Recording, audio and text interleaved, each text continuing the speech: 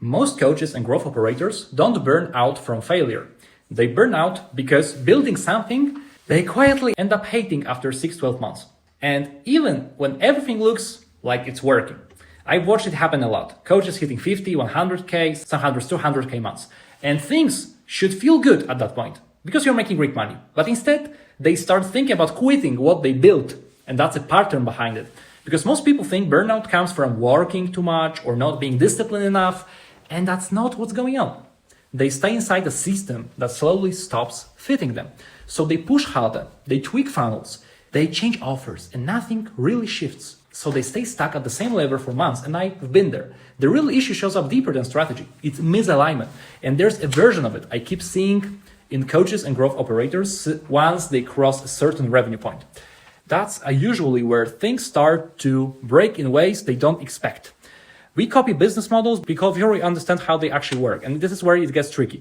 Copying can work at first. It can even work really well because it's proven. Then it starts falling apart after. And that's when people get confused. You see someone hit 100K and they assume the model is solid, so you copy it. Same offer, same funnel, same scripts, but something still feels off. Choosing based on what's popular in the market instead of what you can actually repeat every day without friction slowly drains you.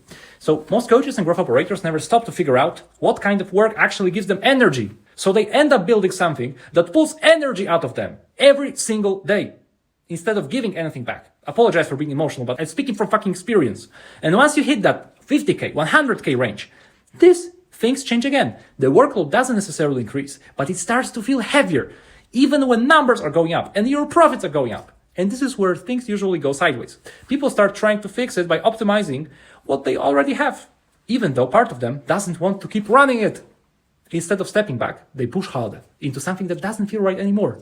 And the problem is, revenue makes it easy to ignore that feeling. It can last for months, sometimes longer. And every coach or growth operator I've seen go through this and stall later has something in common. I only notice it after looking back at what they stopped doing once they hit their first real stretch of growth. And that's the part I will go into next. So the real question is simple.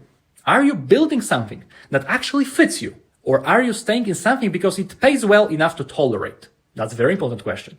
And if you're a coach or growth operator sitting in the space right now, you already know why the question hits a bit differently, especially at scale.